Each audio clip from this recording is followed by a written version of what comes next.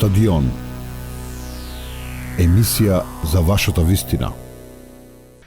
Рускоска, Повелете. многу нејасноти, па некој вели контраверзија околу ова последното што се случува со Орце Камчев.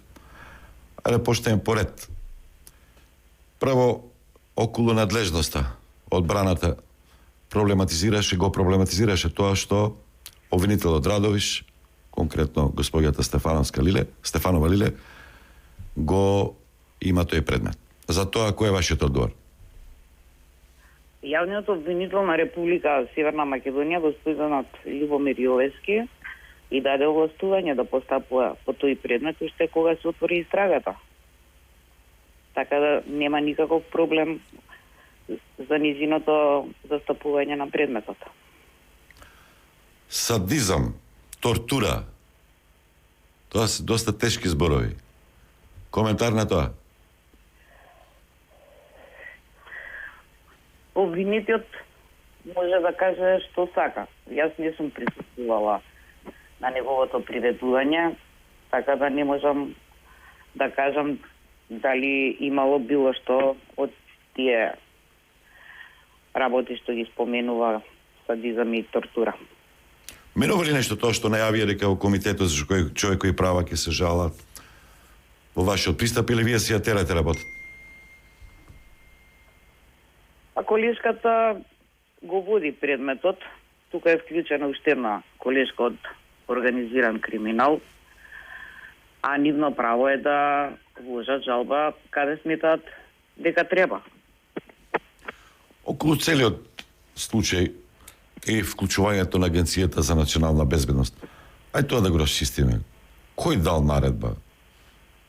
Намерно се пуштаат тие информации или навистина така се случи? Почнувајќи од полицајецот кој што го напишал налогот, иста бројка на член, меѓутоа различни закони, па се до завршното постапување.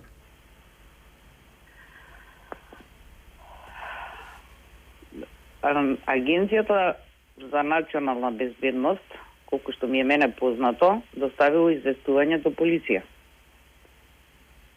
И полицијата постапувала согласно известувањето од агенцијата.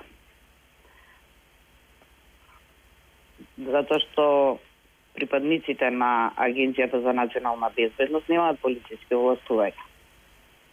Толку ми е мене познато, а полицискиот службеник за прифат, така се вика според законот, за приведени лица, ги измешал законите, наместо закон за кривична постапка, напишал кривичен закон. Може ли тоа да биде проблем некојаш после година-две, заради тоа да падне целиот предмет?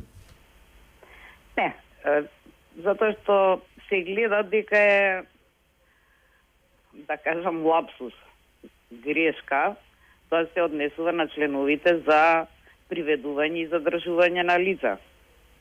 Така да сметам дека не може да биде понатаму проблем тоа. Ве прашав дали тоа ќе ви отежне обвинителската работа, која ќе го презентирате овој предмет на суд, пред судијата. Сметам дека не може да ја отежне работата. Како што кажав, тие се членовите за приведување и за задржување на лица.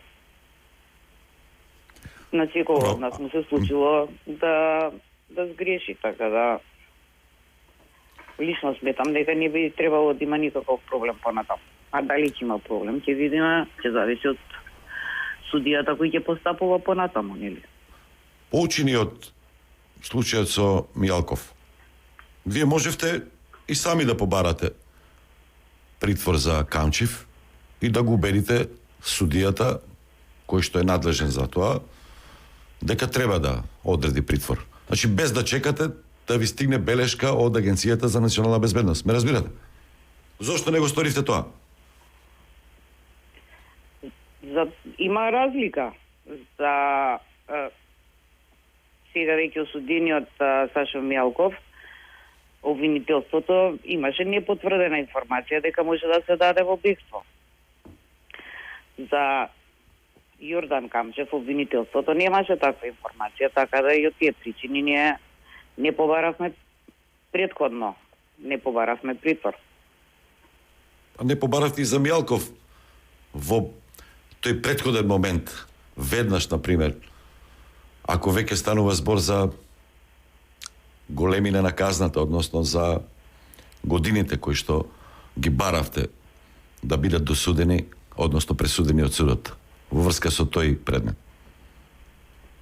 Немавме законска основа тогаш однапред да бараме. Зборувам на самото судење, при изрекувањето. Можете ли тоа да...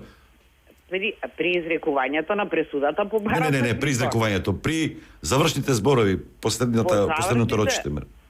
Во завршните зборови немавме законска основа да побараме притвор.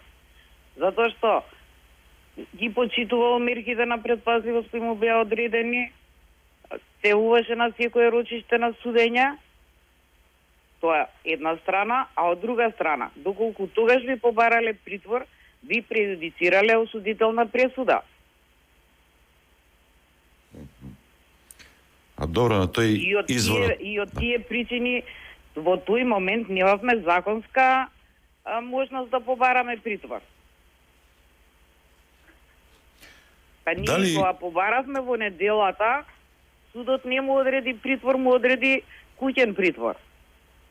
Да. Затоа што се базираше на некои непотврдени информации.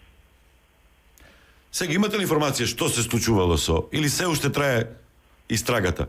Мјалков беше на распит токму за бегството. Дали е во наводници, дали вистински се случило, ќе покаже истрагата. Има ли некои дополнителни информации и до која ќе трае истрагата, или ќе се заборави тоа како случај од Груевски? Јас знам дека колешката Ленче Ристовска го води тоа и во четвртокот земаше искаси од мене и од истражителите кои го лишија од слобода. Така да за повеќе информации во врска со тоа ќе треба да се обратите кај неиза. Добро, ќе ја побараме. За Груевски останувате за неговото бегство. На истите зборови што се кажани пред околу месец дена. Да, немаме никакви нови сознанија. Значи, знаете, ама не може да го докажете. Да. Немате докази. Да, точно. Знаете како било, ама немате доволно докази да го докажете тоа. Да, точно. И како било, не смеете да кажете. Не можам, јас сум обвинител. Ако кажувам нешто, треба да го подкрепам тоа со факти и со докази. Имате еден плюс голем за сите што ве обвинуваат, за разлика од порано, макар што и тука има некои забелешки, и вие бевте во тој период исто обвинител, тогаш не бевте толку храбри, дека сега сте многу похрабри. Почнувате постапка за Рашковски. Дали за тоа можете нешто да ни кажете поконкретно? Па само Значи, почнувате предмети за луѓе кои што се од власта или блиски до премиерот.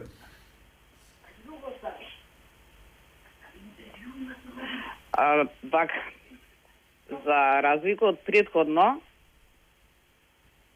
јас бев обвинител.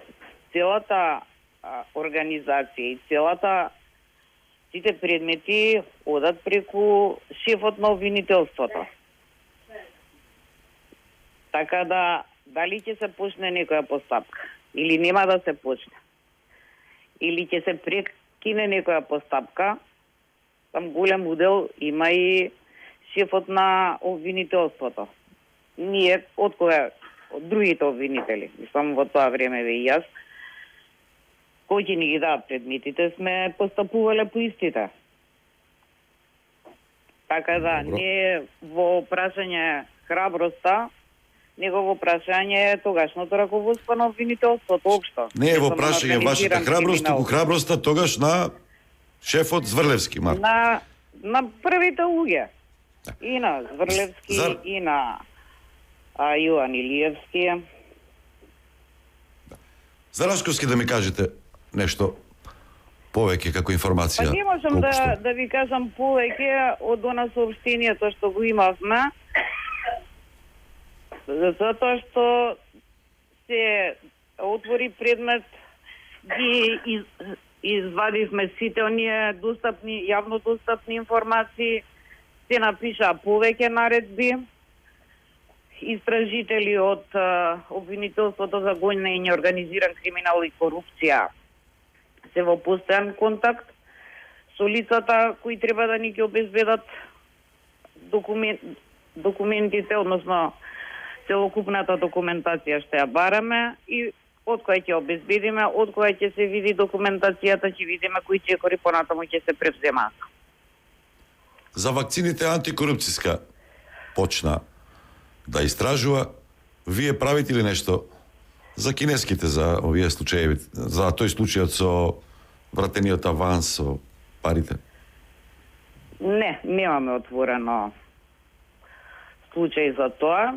Ќе почекаме да видиме, да ги видиме нодите на антикорупцијска, а и да видиме дали нешто ќе имаме некои известување од полиција или од финансова полиција. Стадион. Емисија за вашата вистина.